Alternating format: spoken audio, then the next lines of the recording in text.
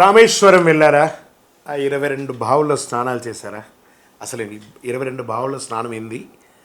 సముద్ర తీరంలో ఇన్ని నదులు ఎలా వచ్చాయి? 22 నదులు ఎలా వచ్చాయి అని అంటే, రామేశ్వరంలో ఉన్నటువంటి 22 బావులు సాధారణమైనటువంటి కావండి. దీని యొక్క నీటి రుచి, ఉష్ణోగ్రత, గుణం వేరువేరుగా ఉంటుంది. రామాయణం ప్రకారం రాముడు రావణ వధ అనంతరం శివారాధన చేయడానికి ఈ 22 పవిత్ర తీర్థాలు ఉద్భవించాయని పురాణాలు చెప్తున్నాయి. ఇది ఒక్కొక్కటి ఒక్కొక్క పాపాన్ని తొలగిస్తాయని భక్తుల విశ్వాసం.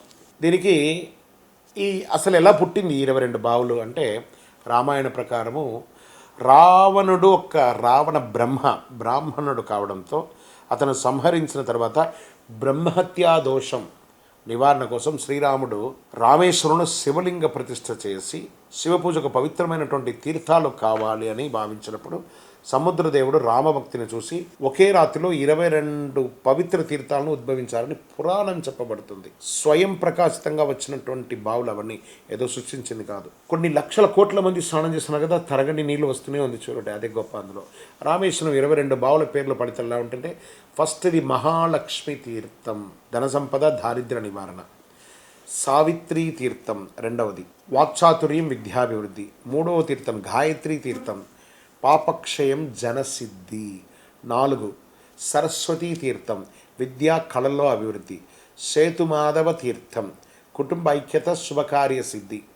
6వది గంధమాధవ తీర్థం, శరీర శుద్ధి ఆరోగ్య శాంతి. 7 గవాక్ష తీర్థం, గ్రహదోష నివారణ. 8 నలతీర్థం, వివాహయోగం, కుటుంబ ఐక్యత, శనిప్రీతి. నీలతీర్థం ధైర్యం శౌర్యం. 9 10 వచ్చేసి శంఖతీర్థం, భయ నివారణ శాంతి. 11 చక్రతీర్థం, పాపనాశనం కష్ట నివారణం. 12 బ్రహ్మహత్యా విమోచన తీర్థం, భారీ పాపాల నుండి విమోచనం. 13 శివతీర్థం, శివానుగ్రహ రోగ నివారణం. 14 సూర్యతీర్థం, ఆరోగ్యం ఓజస్సు. 15 చంద్రతీర్థం, మానసిక శాంతి.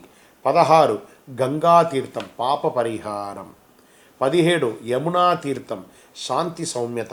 18 గోదావరి తీర్థం, శక్తి మరియు దీర్ఘాయుషు. 19 సరస్వతీ తీర్థం, 2 రూపాలుగా ఉంటుంది, కర్మం శుద్ధిలో ఉంటుంది. 20 నర్మదా తీర్థం, రుణ విమోచనంగా ఉంటుంది. 21 సింధు తీర్థం, విఘ్ననాశనం.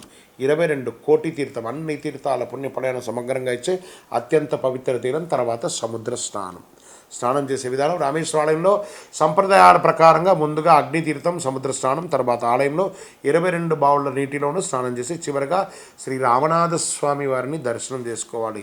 రామేశ్వరం 22 బావుల పవిత్ర జలాల్లో సమాహారం మాత్రమే కాదు, రాముని భక్తి, శివుని కరుణ, సముద్రదేవుని యొక్క అనుగ్రహం 3 కలిసిన ఆధ్యాత్మిక చింతతో కూడినటువంటిది ఈ యొక్క 22 బావుల యొక్క తీర్థం.